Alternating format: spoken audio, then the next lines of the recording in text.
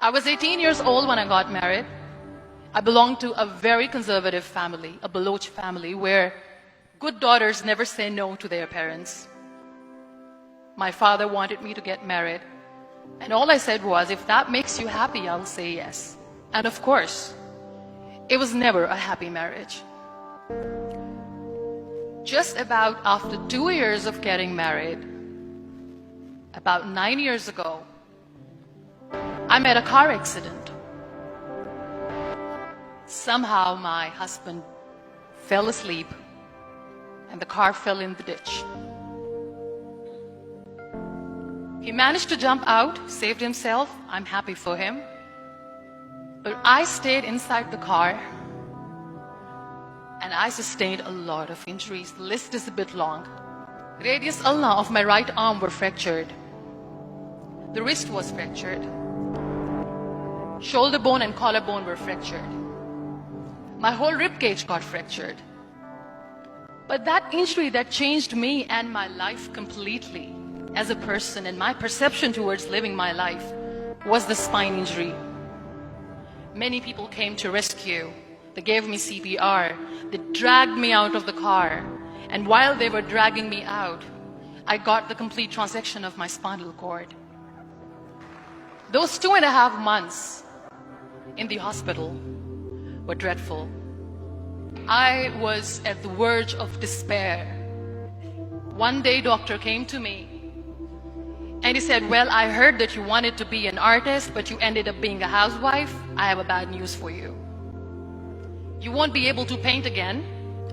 Next day, doctor came to me and said, your spine injury is so bad, you won't be able to walk again. I took a deep breath and I said, it's all right. The next day, doctor came to me and said, because of your spine injury and the fixation that you have in your back, you won't be able to give birth to a child again. That day, I was devastated.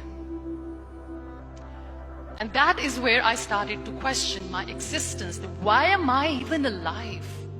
What's the point of living? So what kept me going was, one day I asked my brothers, I know I have a deformed hand, but I'm tired of looking at these white walls in the hospital and wearing these white scrubs. I'm getting tired of this. I want to add more colors to my life. I want to do something. Bring me some colors. Bring me some small canvas. I want to paint. So the very first painting I made was on my deathbed, where I painted for the very first time. What an amazing therapy it was. Without uttering a single word, I could paint my heart out. I could share my story. People used to come and say, what lovely painting. So much color. Nobody could see the grief in it. Only I could. And that day I decided that I'm going to live life for myself. I am not going to be that perfect person for someone. I am just going to take this moment and I will make it perfect for myself. That day I decided that I'm going to fight my fears. So I wrote down one by one all those fears. And I decided that I'm going to overcome these fears one at a time. You know what was my biggest fear? Divorce. But the day I decided that this is nothing but my fear, I liberated myself by setting him free. And I made myself emotionally so strong that the day I got the news that he's getting married, I sent him a text that I'm so happy for you and I wish you all the best. And he knows that I pray for him today.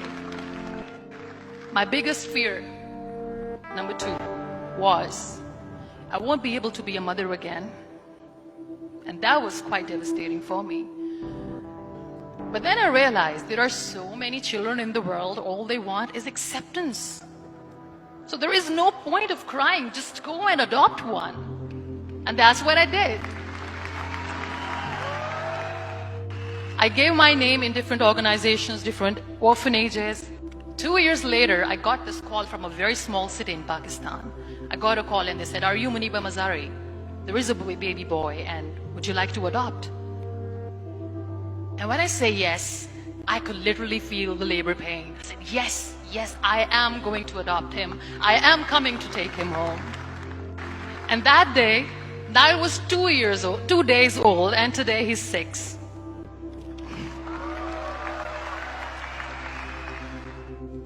So I decided that instead of starting an NGO for disability awareness, which I know will not help anyone, I started to appear more in public.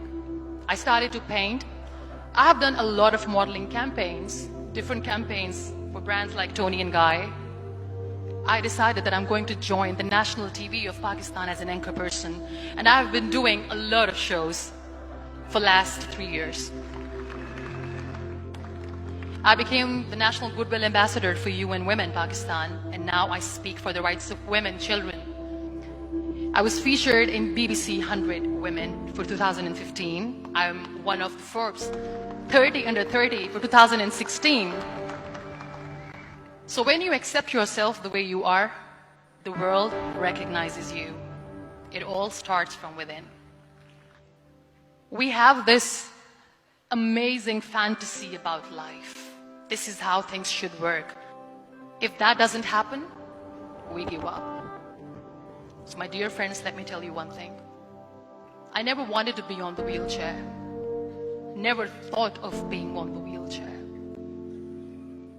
This life is a test and a trial, and tests are trials.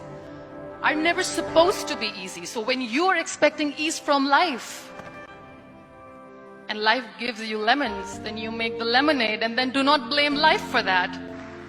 It is okay to be scared. It is okay to cry. Everything is okay, but giving up should not be an option. They always say that failure is not an option. Failure should be an option, because when you fail, you get up, and then you fail, and then you get up, and that keeps you going. Embrace each and every breath that you are taking. Celebrate your life. Live it. Don't die before your death. So be grateful, be alive, and live every moment. Thank you so much, everyone. Thank you.